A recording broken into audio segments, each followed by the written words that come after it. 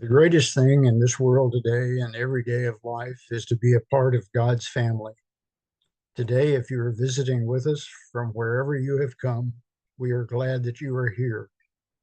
And we hope that when you leave, you will say that it has been time well spent at the Church of Christ at Clover.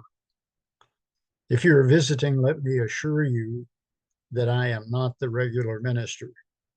TJ Bolin and his family are traveling with a few well deserved days off. So now you have a reason to come back and visit us again. Tonight, Ron Wilson will be speaking. So if you want to hear a good sermon today, then you need to come back tonight. Our text this morning will be taken from Galatians, the 5th chapter, verses 22 and 23. It reads as follows: But the fruit of the Spirit is love, joy, peace, patience, kindness, goodness, faithfulness, gentleness, and self-control. Against such things there is no law. Ron has been doing an excellent job in teaching his lessons on how to become a Christian, and it occurred to me that the lessons that I have presented have focused more on how to be a Christian after you have been converted. You will recall that I have had previous lessons on not judging, lessons on kindness. Most of those came from this list of traits here. This morning, we're going to be focusing on yet another one of these traits, that of gentleness.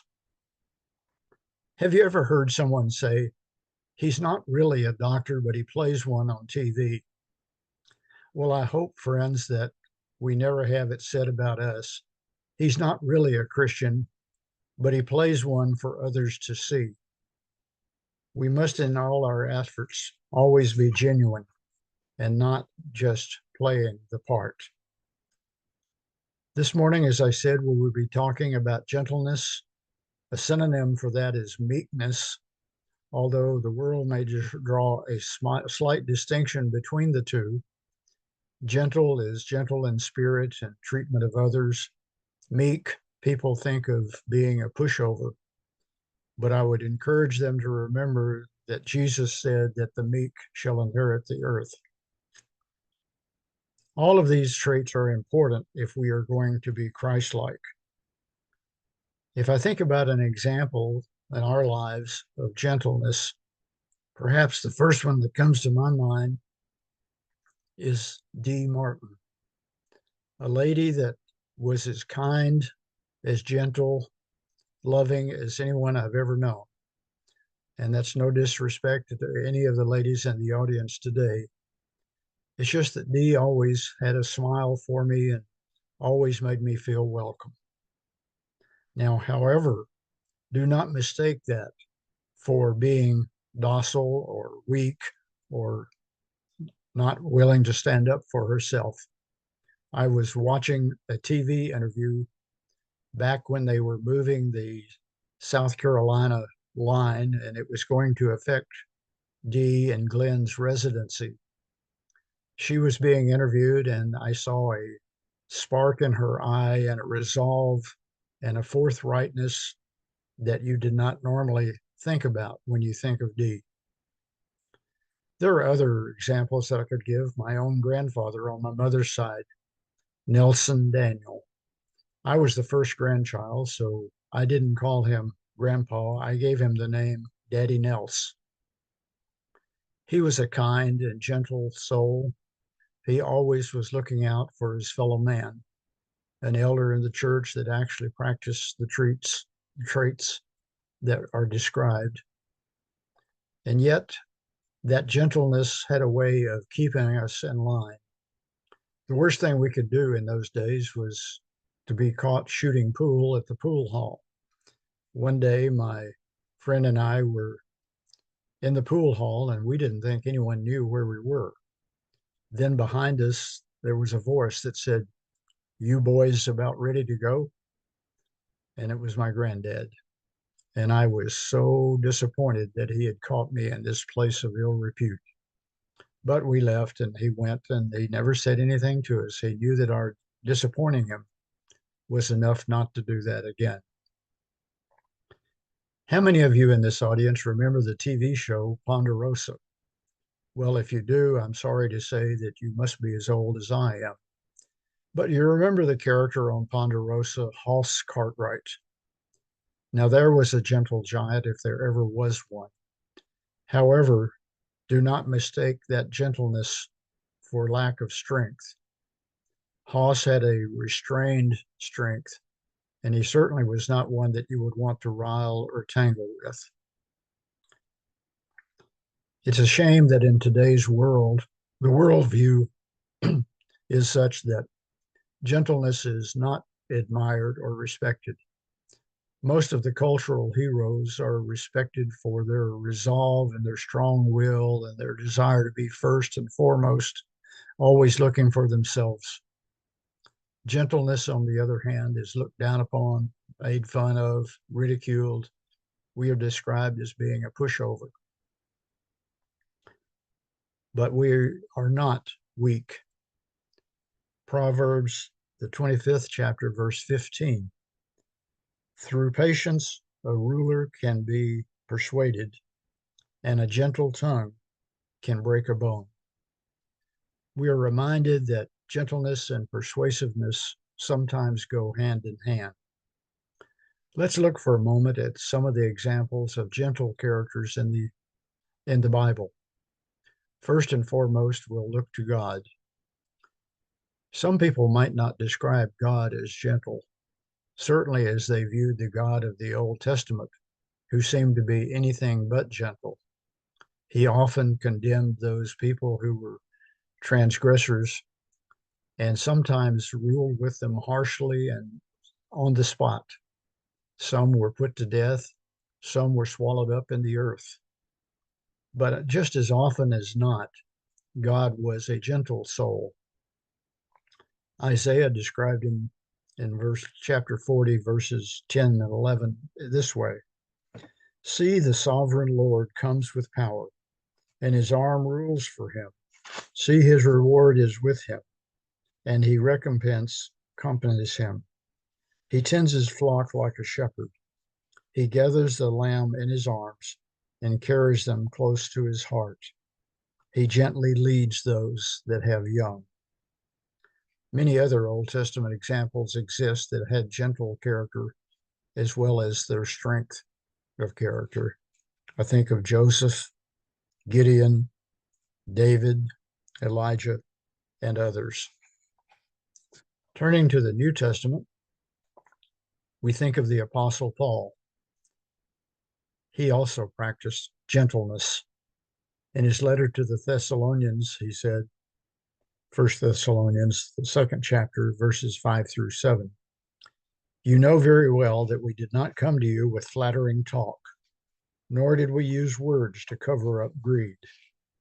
God is our witness. We did not try to get praise from anyone, either from you or from others. Even though as apostles of Christ, we could have made demands on you. But we were gentle when we were with you, like a mother taking care of her children. And don't forget that this was the same Paul that had previously harassed and persecuted the Christians wherever he could find them.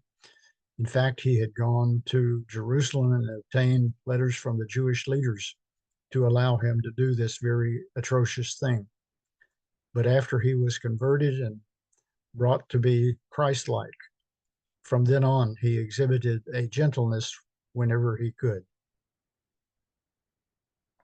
His gentleness even extended to opposing false teaching. When Paul writes to Timothy about the task of an elder to oppose false teaching, he says that this should be done in gentleness. We read in 2 Timothy, the second chapter, verse 25, in meekness, instructing those that oppose themselves, if God peradventure will give them repentance to the acknowledging of the truth, that they may recover themselves out of the snare of the devil, who are taken captive by him at his will. So Paul was gentle with some people and harsh with others, depending on the circumstances.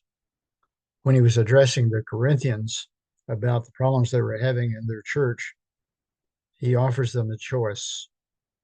Do you want to do this the hard way or the easy way?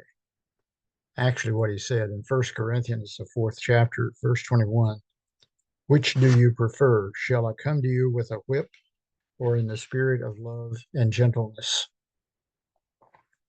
Maybe the ultimate example of gentleness is Jesus himself. Jesus that we should be trying to be like. We should all be trying to be Christ-like as we go about being a Christian in our everyday life. He was gentle, but not always. Some of the Pharisees that really riled him, he called a brood of vipers. And don't forget, he overturned the table in a fit of anger and drove the money changers out of the temple with a whip. But he himself does say that he is gentle. In Matthew, the 11th chapter, verse 29, take the yoke I give you, put it on your shoulders and learn from me. I am gentle and humble, and you will find rest. Think about the times, the treatment of the lady caught in adultery. Jesus first chastised those who were accusing her, and then he bent down in the dust, and they all left. And he said to the woman, go and sin no more, in a very gentle way. The way that Jesus associated with the outcast of society, sinners, prostitutes, tax collectors, people that the rest of the world looked down upon. And yet he dined with them, talked with them, taught them, and was always in a gentle, kind, loving way. Think about the way he healed those that were afflicted. Whenever people sought him out and wanted to be healed, he gently stopped what he was doing and asked them what they wanted and brought about their healing on the spot. Think about him at the treatment of the Samaritan lady at the well. Jews didn't even talk to Samaritans, and yet Jesus took the time to have a rather long conversation with her and described what she was doing and described her life and more gently instructed her about things to come. He did it in a way that she was impressed and determined that this was the Messiah that everyone was looking for. And she went into town to tell others to come and see him. Perhaps the ultimate example of his gentleness was his death. He accepted his fate. He accepted the will of his Father, and he went up onto that cross. And even on the cross, he gently asked his Father to forgive them, for they know not what they do. He had previously announced that in Matthew, the 21st chapter, verse 5, announced to the people of Jerusalem, your king is coming to you. He is humble and rides on a donkey. He comes on the colt of a donkey. His gentleness was foretold even as he rode into Jerusalem. All of these things, as we described how we are being a Christian, apply to what kind of church should we have here at Clover. I would suggest that we should have a gentle church, a church that when we go about restraining sinners, we restrain our strength for the benefit of others. We help them in any way that we can in a kind, loving, gentle way. Galatians, the 6th chapter, verse 1.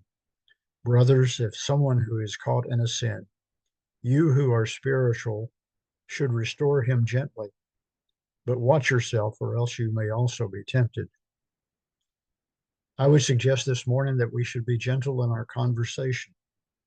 This is an area where we most often are not gentle.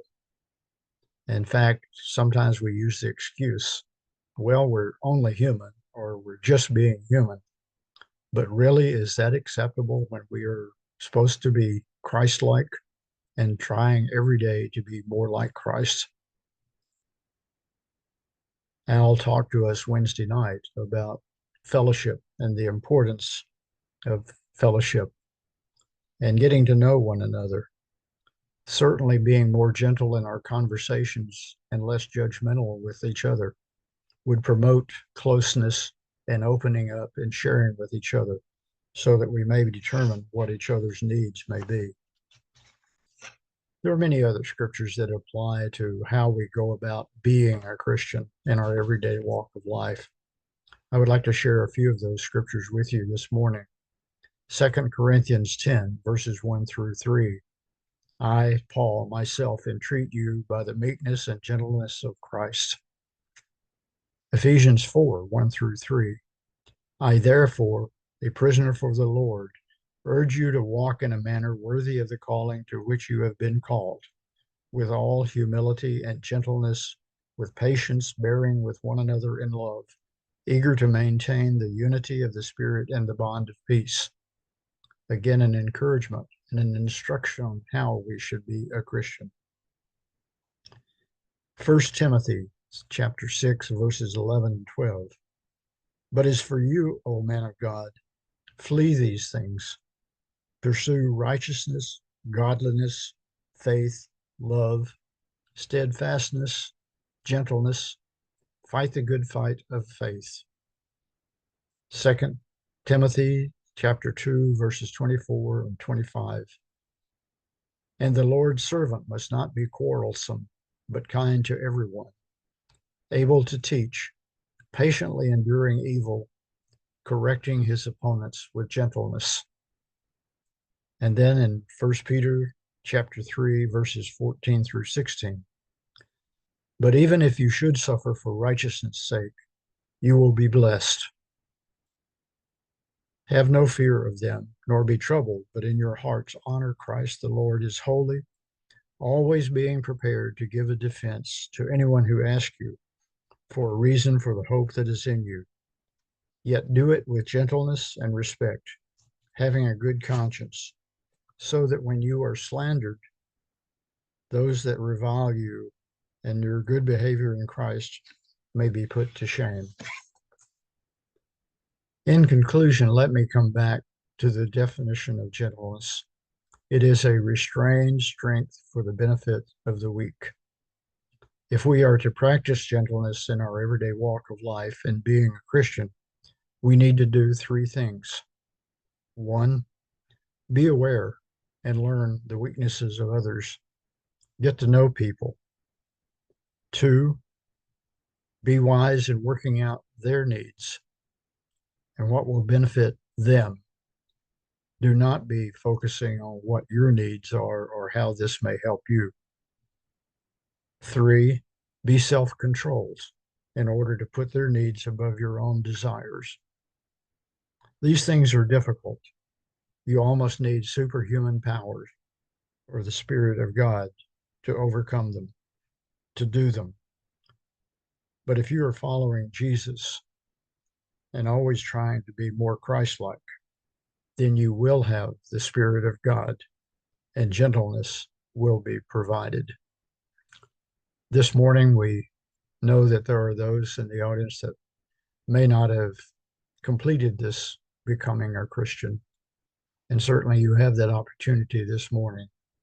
Or maybe you became a Christian and have not always practiced the traits that we've been talking about.